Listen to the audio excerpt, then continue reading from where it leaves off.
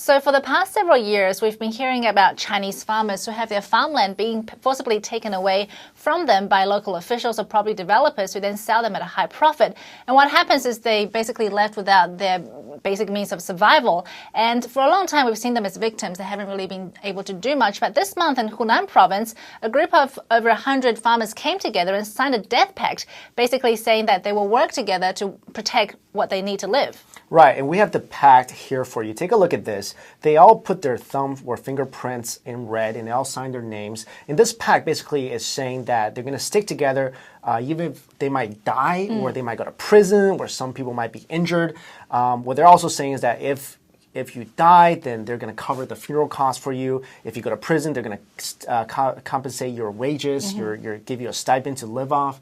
They're going to cover your medical treatment. Basically, this is the first time we're hearing about a protest/riot that people actually signed a document stating we're going to stick together even if we die so nobody takes our land. And I think it's an interesting development that they have now this concept that they can come together and try to protect what is rightfully theirs from being taken away from them. And they have a couple of really good quotes when they were interviewed by the media.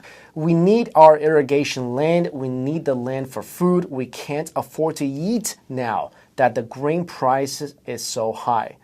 And this is a quote by village rep Jinbao Liu. He goes on to say, I hope someone from high up would come and look into our case, but I believe there will be conflict as we start fighting for our land. From what that quote says, it looks like they haven't been really getting any help from the higher-ups, and that's why they've decided to come together to do something by themselves, for themselves. And it looks to me that they're starving. I mean, what they're feeling right now is total desperation. If you take our land away from us, what are we even going to eat? Because that's what they're depending on for their daily food, their daily meals. They can't afford to buy anything.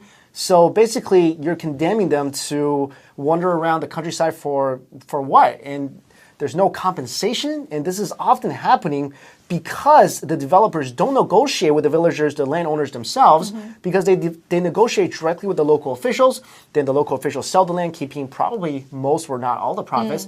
And these villagers get what? They get nothing.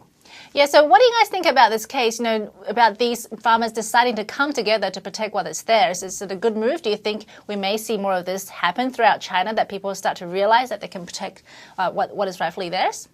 Leave your thoughts in the comment section below, and thanks for watching.